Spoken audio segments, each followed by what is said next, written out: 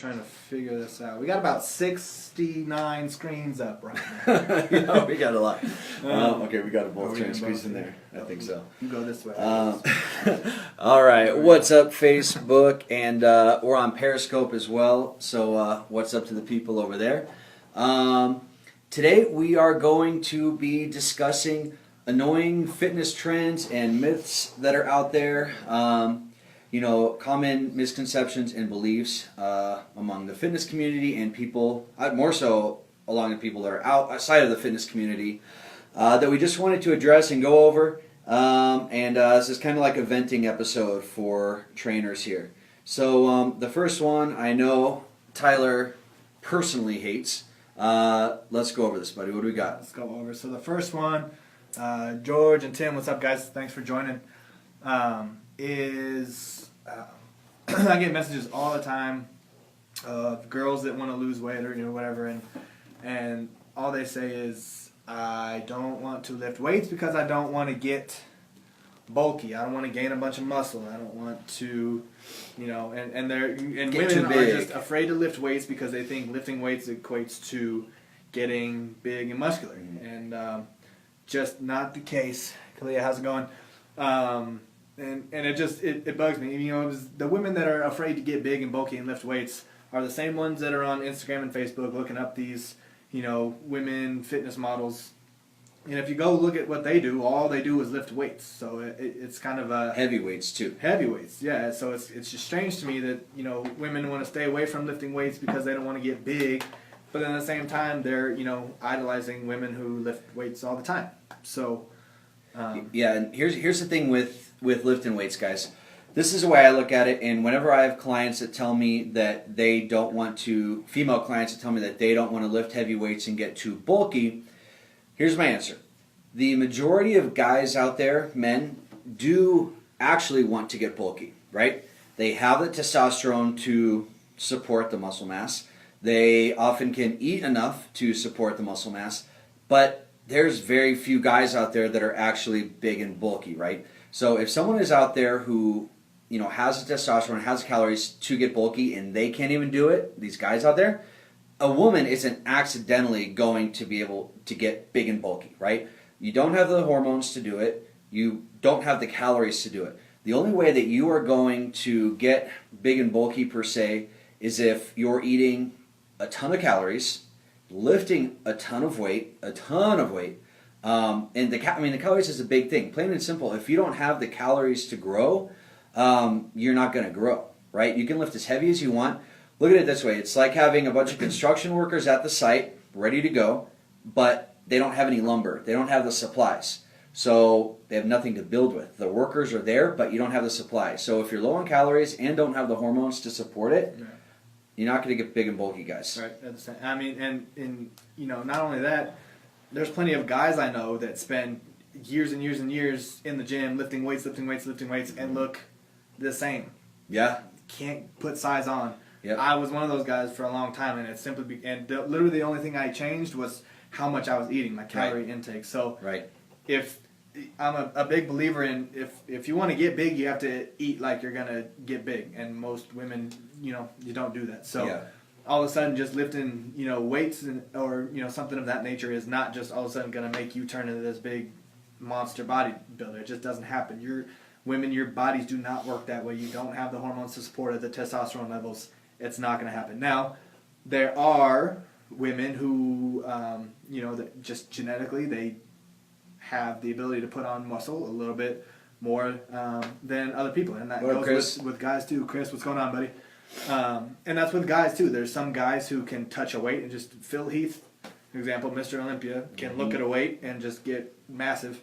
So some people are genetically, a little bit more prone to being able to put muscle on easier, have a better time doing that. So, but women, if you're lifting weights, you're not going to get big and bulky. And, there's more benefit actually to lifting weights for fat loss than there is cardio or anything else. So if anything, you should focus more on lifting weights instead of just going and hopping on a treadmill or something for hours. What up, Zane? And here's the thing too about it, guys. What's going to happen if you're a woman lifting heavy weights? What's going to happen is you're going to get drop dead, sexy, nice booty, nice shoulders, amazing body before you even get anything close to like too bulky, right? Yeah, I mean, that is the last thing you have to worry about. Especially the clients that are coming to us, I mean, that are saying that, generally 40 to 50 pounds overweight. It's just like, it's the last thing you have to worry about out there, girls. So the only thing that's going to happen from lifting heavy weights is you're going to get an amazing body, okay? Yeah, unless you're eating 4,000 calories a day, you're simply not going to get too big and bulky, all right? What you say? You lift heavy, and so her fair is getting too thin. I'm right there with you. I want to get skinny again. Yep. So, good but that's mindset awesome. there. Keep lifting heavy. Keep crushing it. Keep eating too. Yeah. Next up, fat burners. So, a common question that we get asked is, what kind of fat burner should I take? What's the best fat burner? Any variation of that question. Why don't you hit this? Fat burners. Fat burners are, they definitely help as a supplement. Majority of them have a big thermogenic effect on the body, meaning they raise your body's core temperature, which makes you, in turn, burn more calories. That's what you want, ideally. And there's a lot of other, stimulants and all that type of ingredients in the fat burners, which are good for a little bit if you need just a little, boost or something like that. But I know a lot of people that are on fat burners and they just try to stay on fat burners. But what happens when you're on all these fat burners and you stop getting results? You don't want to go take more fat burners or anything like that. So fat burners are, in my opinion, a great supplement to add every now and then. But I wouldn't get comfortable with keeping those year-round. Yep. And I think fat burners are. Here's the only time I've ever utilized fat burners really, is when I've been on show prep and I'm in the last 6 weeks and I do need that extra little push of energy. But that's really it. Like it's majority of it is some form of caffeine or some stimulant, and they definitely give you more energy. But as far as, and I've tried a lot of fat burners out there. Like I've tried everything, guys, and never once have I taken one fat burner. And I've taken, hey, what's up, Australia? I've taken all of the most popular ones out there. And never once have I taken one and been like, oh my God, I'm shredded. Like, right. No. And that's doing, his name's Tyler. That's, no, I got distracted. That's a bad idea. Help me out here, I'm ruining it. I'm ruining it. Anyway, in his case, show prep, awesome tool for the last, little push to get. Oh my goodness! We're getting some funny comments. That's why we're cracking up here. And see now, what are you doing? What are you doing? Yeah. But great push for that when you need that extra, just energy. a little something to get you past that hump and to get you to that next level. Great addition. Other than that, nutrition, workout, cardio, those can all really be altered to get you to where you want to be. They give you a lot of energy, but as far as a lot of fat burning qualities, I don't know. I don't see that good of results from them. So no, I don't either. It's something that you can incorporate into your supplement plan and meal plan later on down the road when you start getting real fatigued from a low diet. But outside of that, guys, good nutrition, cardio, hard workouts. What's up, Canada? There you go. Tyler, what do you want to think about chicks wanting to bodybuild? I think if that's what you want to do, all the way, then do it. Yeah, absolutely. I think there's definitely a lot that you can learn from the sport of bodybuilding that will translate into the rest of your life, with business, with family, with relationships, with anything like that. I don't see a problem. Bodybuilding is something that not a lot of people can do. So I think is that something that you want to do, then I say you go for it all the way. And if you're a couch potato, you can always change it. Never too late to change it. So I would say go for it. Yep. And there are things you can do between nothing and bodybuilding. Start working out. get with the trainer, see what happens with your body just as you start leaning up. And then if you want to start doing a bikini competition, that'd be a great place to start. See how you do there. And then if that's something you want to build upon, then you can look at physique, bodybuilding, whatever it is you want to. Let's see, Chris says, do thermals wreck muscles? That's a funny question. I don't want to say yes. But you kind of want to? But I kind of want to, because they don't necessarily... I would never take a thermal if I'm trying to build muscle, and put it that way. Thermals are going to make your body burn more calories, so all that's going to... If you wanted to keep building muscle, then you'd simply have to eat more. Now, if you are cutting... and you add in a thermal, I wouldn't say that it necessarily wrecks your muscle that you currently have. It just doesn't. You're going to have a harder time trying to put on more of it, because it's just going to make your body burn more calories. So, thermal's only something if I was focused on fat loss. That's the only time I'd add the thermal in. But no, I would say it does not wreck muscle that you have. Megan Lee, MCT oil. Yes, we're bodybuilders. Great supplement there. MCT oil is great. I get most of mine just cooking with coconut oil and eating coconut oil for my fats. The cool thing about MCT oil, for those of you guys that don't know, it's medium chain triglycerides, and that's most commonly found in coconut oil, and then some other kind of fats that are out there. But MCTs are kind of semi-natural.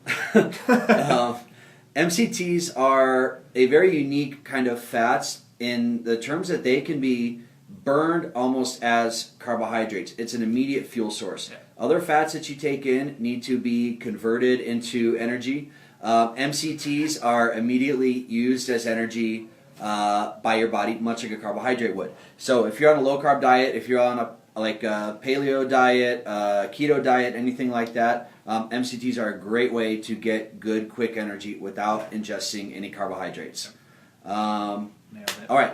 Love you too, Chris. Kurt, one more thing that's annoying, and that is posing routine this day and age are not scored in competitions. That is pretty interesting. For those of you guys who aren't competitors out there, what Kurt's referring to, yes, I use whey protein, so to speak. Are in, I use a lot of whey. In bodybuilding competitions, how little of an effect your actual posing routine has on your overall score. Is it scored at all? Do you know? I honestly have no idea anymore. I don't know, and I don't know if it depends on if your body. Well, I guess bodybuilding is the only one that has the routine. If they don't anymore, which you seem like you know that they don't, but yeah, that's extremely frustrating, because that's a huge part of it. Majority of you, why have a posing routine if you're not scored on it? Yeah, so. I think if it's coming down to two guys who are maybe neck and neck, and it's a matter of a point, that they may use that as a deciding factor. Homegirl on Periscope just asked. Yes, we will get there on the chest. She has Hashimoto's. She has 20 minutes a day to exercise. What do we suggest? That's the couch potato one. 20 minutes a day to exercise? Yep. I would put together a 20-minute HIIT circuit. Good answer. That's the interval training. Pick about 4 or 5 different exercises. Go for it and start what you can do. If you can do 30 seconds of one, then go right to 30 seconds of the next one, back to back. Take a minute rest, then do another round. And then I would do it that way, but something, it's got to be high intensity, especially if you only got 20 minutes, you got to make those 20 minutes count. So, and diet-wise, can't even eat things like broccoli. Ouch. Well, that's a good thing. Broccoli is not the end-all be-all, so lucky you. Yeah, find what you can eat, so find out what your food sources are, that you, and I'm sure you know, and then start tracking your food. Put those into an app like MyFitnessPal or something like that. And then that's a way where you can, basically determine, and there's a ton of online calculators to figure this out. Go to Google and type how many calories do I need. Go in there, use one of the calculators, find out how many calories you should be taking every day, and then just log your food to MyFitnessPal using whatever foods that you can eat, and you can kind of build yourself a little meal plan like that, and then it'll also fit your calories. Moving on, what up, Sean? Scott, Tabatas for HIIT are, I'm seeing a lot, Awesome. We're going to do this every Monday, so come back next Monday at the same time, okay? We'll give you some more advice. Scott, Tabatas for hit. Tabatas for hit are amazing. Tabatas, for these guys that don't know, I think I've said like 5 times tonight, are, did you go to fly or something? Yeah, there was like a 20 seconds of work with 10 seconds of rest, but that 10 seconds of rest is like nothing. Typically done for like 8 rounds? Sure. Is it 8 rounds? 8 rounds, yep. Yeah, Scott actually gave me an idea. We'll do Tabatas with your chest tomorrow, okay? Because not only can you do them on cardio, you can do them with weights. Yes, and that's a lot of fun. So remind me, we'll do that. Yep. All right, we got a little distracted. IIFYM, if it fits your macros. What that means is basically the concept of not necessarily following a meal plan, but following your macronutrients and eating foods that you enjoy and fitting it into your macros. Your macros being your carbs, your fats, and your proteins. Why don't you hit it? I think as far as creating a lifestyle with fitness, I think it's an amazing resource. I think it's an amazing way to... It's very hard to eat the same thing every meal, every single day, and stick with it for a long period of time. So I think if it fits your macros is a great way for people to build a lifestyle around their meal plan. I don't want to say diet, but but make it a lifestyle, because that's at the end of the day, that's what this is all about, is creating a lifestyle around this. So if it fits your macros, definitely, especially for people that have families and all that kind of stuff. You want to go out to eat. You want to go to the movies and get popcorn or whatever. So I think if it fits your macros is a great way to add in all that kind of stuff and still be on the right path to your goals. Mm-hmm. On the other hand, it does give leeway to some people thinking that they can eat too much junk food and get away with it. And a lot of people say calories in versus calories out, which I somewhat agree with, but I somewhat don't. If you're eating 1,500 calories of great whole food sources versus 1,500 calories of Twinkies, you're going to look... There's a difference. There's a huge difference on what it's going to do to your body. So if it fits your macros, it's great to... I do, I guess, flexible dieting if it fits your macros.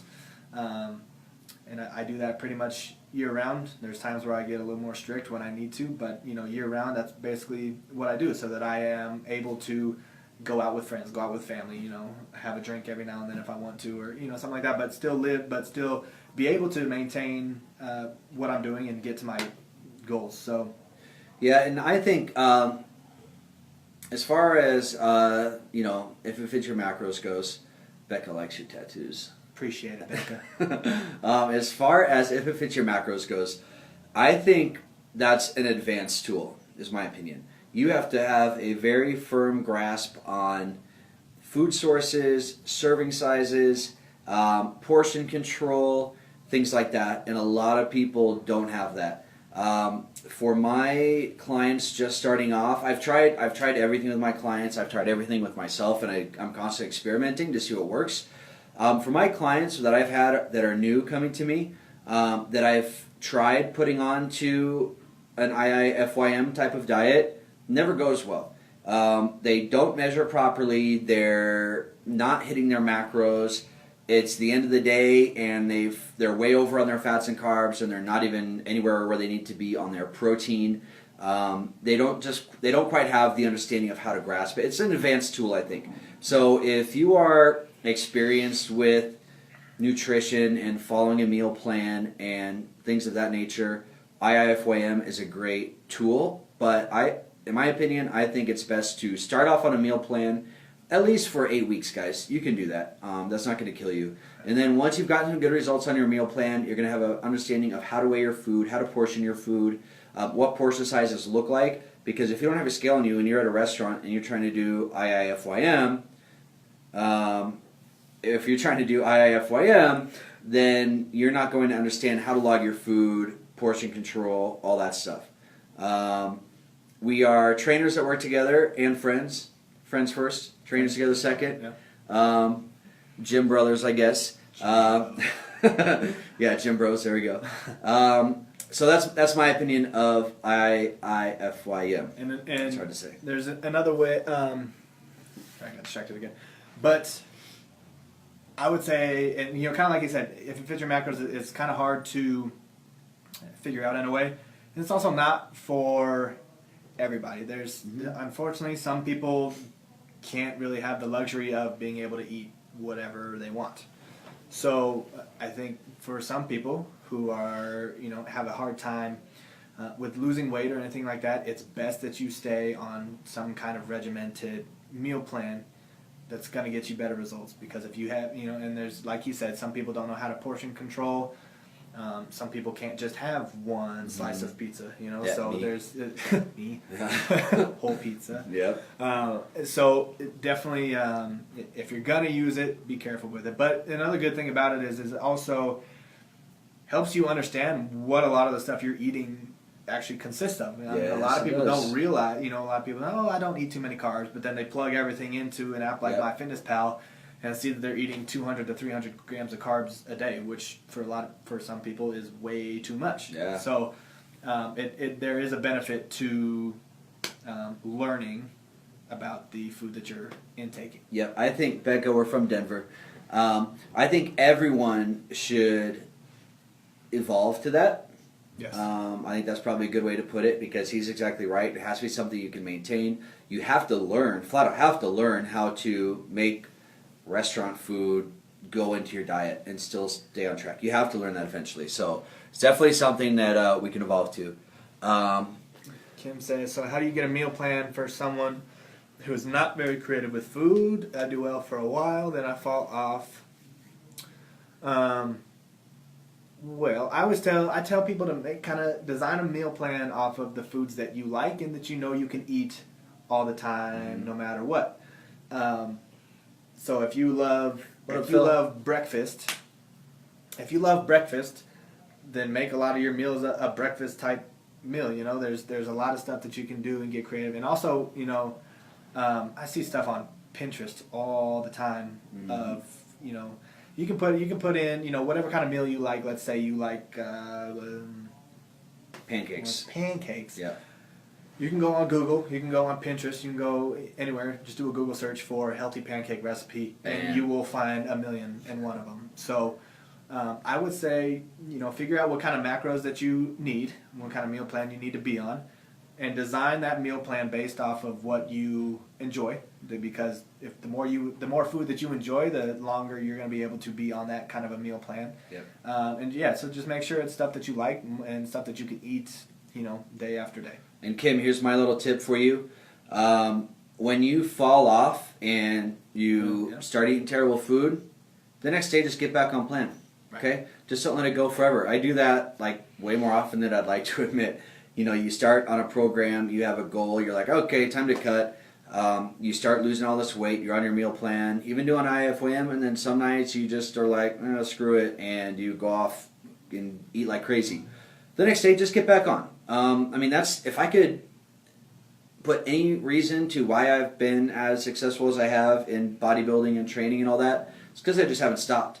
I'm not doing anything special. I'm not genetically inclined to be big or anything like that. I literally just haven't stopped. I can't think of like, you know, one week even since I started lifting that I let myself just stop. You know, like it's just, I'll go 3 days max and then I'm back on. So just don't stop, guys. Whatever your goal is, whatever you're trying to do, just don't stop. You're going to fall off the bandwagon. You're going to stop working out for periods of time. Just get back on. What she asked, cheat meals? Yeah, she said, do you guys ever have a cheat day, or do we eat healthy all the time? I will have if I'm on a diet, if I'm on a real strict diet, I'll do a single cheat meal a week. Right now, I'm trying to put on weight and build muscle without going too crazy and get fat, because I will. So I'll do probably 2 cheat meals a week. Generally on the weekend, we'll generally do maybe Friday night and Saturday night. The key to doing a cheat meal though is make sure you earn it. Do a hard workout, do an intense workout, do something that is actually going to allow the excess carbohydrates and fat to fuel your workout, help the recovery. You know, if you're having a lazy day, I wouldn't do a cheat meal then. And that's a little extra motivation to go have a good workout before having a cheat meal. Go crush legs, hit back or something, some high intensity intervals. and then go have that cheat meal. It's going to taste that much better knowing that you earned it. Yep. All right, moving on. This is one I've been wanting to hit here. So frequently when I'm in the gym and there's another built guy there, or there's some jack dude on TV or whatever the situation, whenever there's a guy who's big and ripped, you always hear somebody will always make a steroids comment, or on YouTube, you're watching a YouTube video, read the comments below on literally any fitness video, and someone is saying something about, oh, it's just steroids, or he's on steroids, or whatever the situation may be. Here's the thing with that, guys. I have known a lot of guys who are way bigger than me, way more ripped than I am, who aren't running anything. They're not on any sort of steroid at all. I also have known, yeah, we are both on Periscope. We are both, yeah. I also have known plenty of guys who are way smaller than me, and they're running a ton of stuff, like a ton of different steroids. I'm sure you know the same type of people. So, and you would never even guess, like if I told you that, hey, homeboy's on steroids over there, you'd be like, what? Are you kidding me? It's like 140 pounds. That's very, very common. So you can't just use the fact that somebody, Becca, I'm about 200 right now. What are you saying? About 204, 205. Bastard.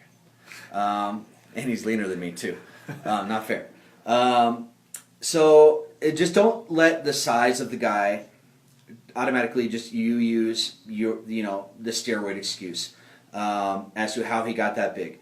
I can tell you guys that you can take all the steroids you want, and if you aren't working your butt off every single day and dieting your butt off and eating, I mean, you literally have to do everything. I mean, Yeah. help me on this. There's no escaping the hard work and the dedication that has to be put into getting to your goals. So whether it's fat loss, and there's steroids for fat loss, there's steroids for putting muscle on, and no matter what you take or how much of it you take, some people see a little bit of results off of that, which is fine. I mean, that's what steroids are supposed to do for you. But if you're not putting in the work day in and day out, Yep. it'll go away. And that's just like any other supplement, right? This goes back to the fat burners, right? You can eat, take a fat burner, but if your meal plan and your workouts and your cardio are not on point like with gotta be there. with fat loss, you're pretty much taking a pill for nothing. So same goes with steroids. If you're injecting or taking pills or whatever you're doing, if you're not putting in the work necessary to get those goals that you're going for, then it's just a waste. It's a waste of money. So don't. And also, if someone is on, say, I don't care if you're on steroids or not, but if you're a big guy and I know you're taking steroids, but you're huge or you're shredded, I know you're still putting in the work. So I mean, he's at the end still of the day, doing the work. At the end of the day, they're doing what they need to, and they just get a little help from those. Becca, every Monday at 6 o'clock here. I know. Thank you for that. Is that you doing all those? I didn't know you can do that. Every Monday at 6 o'clock. We're Mountain Standard Time, so we will be here next week. And for those of you out there who are listening to this, and we're talking about steroids and stuff, and it's kind of a taboo topic, but it really shouldn't be. People do need to be more open about this because most of you guys out there know about steroids are what you've seen on the news and baseball and all that stuff. And it's very inflated for the media. There are people out there that abuse it, just like you can abuse alcohol, or you can go home and have a glass of wine once a week, right? So it's just one of those very misconstrued topics where there's a lot of, just rumors and fallacies out there that just flat out aren't true. But I do hormone replacement therapy, so I do go to a doctor. I do get supplemented with testosterone on a weekly basis. It is monitored by a doctor. I get blood work every 6 weeks. They make sure that my hormone levels stay within normal ranges. So you're going to get the adverse side effects when you go to Rich Piana. Yeah, he definitely is not on replacement therapy. I do love Rich though. You're only going to get the adverse side effects when you go above and beyond normal ranges. So for guys, it's what 300 to 1100 is kind of the standard range for testosterone. Now, if you are at 2000, yeah, you're going to start having some issues. If you're at 3000, you're going to have some issues. But the whole idea of having hormone replacement therapy is that you stay within that natural range, but at an optimal level. So for me, I notice better motivation in the gym, just to eat right. I sleep better. My mood is 100% stable and positive on a daily basis, I would say. I think that's another thing with steroids. A lot of people just, as soon as they hear steroids, they think that roid rage. Yeah. Majority of the people that are on steroid, unless they're taking like a bunch of crazy stuff, are better people for it. As weird as that sounds, I mean, you just, when your levels are balanced and normal, I mean, you just feel so much better. So. Right. And I guess it's kind of like you all know that I'm 30 and you're just a little baby, right? 25, yeah. 25. Oh, you're 25, you're not a little baby anymore. No. 30 and 25. And what was I saying? Sorry, we're getting distracted. We have like way too many. Oh, you are a baby. We got way too many screens going on here. All right. Anyways, we'll move on. But the hormone replacement therapy for me has been excellent. If any of you guys out there are considering it, I have a great doctor recommendation for you. So shoot me a message, and I'll let you know who that is. All right. Moving on, and we're already at 30 minutes here, so we're going to try and wrap this up here pretty soon. The Squeem. All right, so those of you that have been on Instagram, or if you don't know what a Squeem is, it's basically like a girdle, right? Yeah. Yeah. So it's like a girdle that girls and guys wear around their waist, and tell them. Yep, I'm Eli. Tyler right here in the blue. Tell them about your Squeem. So I don't wear Squeems. Sorry. But and so Squeems, there's a lot of different kinds of it, but a lot of the girls on Instagram who already have a little tiny waist get these companies to message them and say, hey, we'll pay you some money, we'll give you free stuff to say that you wear this Squeem or whatever, which basically is supposed to just go around your waist, tighten it like a corset, and it's supposed to make your waist corset. That's smaller. What I meant to say. Yeah. It's supposed to make your waist smaller. There's a ton of articles that have come out about Squeems and all that kind of stuff. A lot that I've read, go into more about how it can actually condense your rib cage and squeeze your organs a little bit closer together than they should be.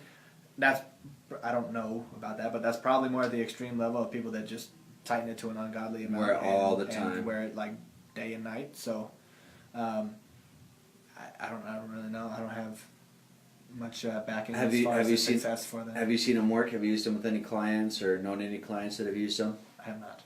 Okay, that's probably good. Tyler nailed it. I mean, that's exactly what they are. But the reason we're talking about it today is because they're so popular on Instagram, and there is evidence of so many. That girl really wants your Periscope. Yes, I have a Periscope. I'm on it right now. I don't know. What's your screen name? I don't know. How do you figure that out? I literally just downloaded it. I have no idea. Look her up. I don't. Yeah. All right. So my Twitter's T_21. That's what I linked it to. So there you go. Oh, that is your screen name then, because it's the same thing. Oh, well, there it is. So those Squeems guys. I mean. Now, how about the sweatbands? A lot of you have seen like the neoprene sweatbands out there. Those, how do you like those for competition or for losing water weight on your midsection? Those I've actually used, and I will honestly say I have not used it consistently enough to say whether or not it worked. It definitely made me sweat, that's for sure. And after I wore it, my skin on my stomach would feel very thin. Which is what you want. You don't want thick skin. But I didn't use it consistent enough to say whether or not it made a huge difference as far as my physique goes or anything like that. So but I have used it. It does make you sweat. You will lose water weight from those, your under your skin. So I know that part works. But. Yeah, I think from the Squeems guys, there's just so many things out there just show how unhealthy they are. And I really do think wearing them long term or all day. I mean, it's just probably not the best thing to do. From the before and after pictures that I've seen, they do appear to work. But, you know, if you want to sacrifice your health for that, that's up to you. As far as the neoprene sweatbands go, I use them during my prep. I think they maybe help a fraction of a %, which, I mean, if you're doing a competition or something, is worth doing. Yeah. Don't rely on that for any sort of long-term lasting effects or anything like that. It doesn't happen if I don't remind me. So neoprene sweatbands, cool. Do it if you think it's going to help. Squeems, what's up, Kelly? Now, we're going to address the issue of when people are going to cut weight. Guys are going to cut weight, get ready for a show. Women are going to, lose weight. Oftentimes they think that they need to lift lighter weights for more reps, and that will help them lose weight, versus lifting heavier weights for fewer reps, which will make you bulk. Right. Let's hit that. Completely untrue. Yep. I know just from my own experience, from my clients' experience, I keep lifting. I lift heavy all the time. That's just the way it is. And I will. And there's a benefit to lifting heavy, and there's a benefit to lifting light weights, higher reps. They both do completely different things. But as far as is one going to help you burn fat more? Is one going to help you build muscle more? No. There's a reaction within the muscle with each thing that you do. So, in my opinion, if you want to build the best physique you can, the best body you can, the most athletic body you can, you need to be mixing all of them. Now, lifting lower weights could burn more calories, and higher reps could burn more calories during that session. But lifting super heavy will burn more calories after the session is done.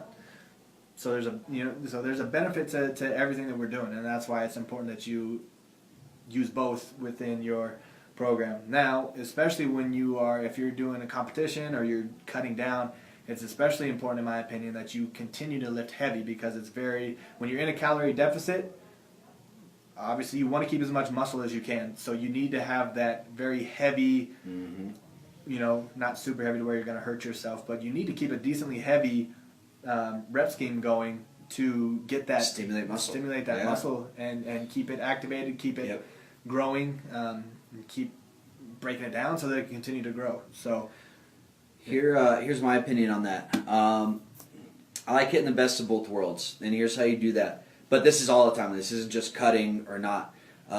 Cutting or bulking, and I know you do this too.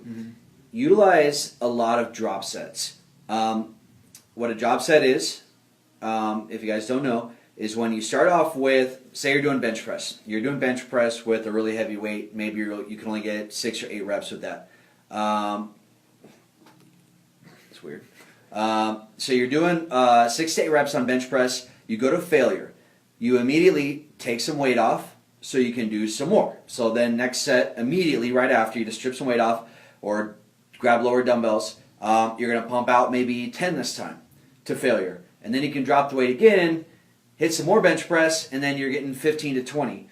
In that one set, you got 40 reps done while you still used really heavy weight. So that's a way that you can use really heavy weight, but still get the calorie burn effect from the excessive reps that you're doing.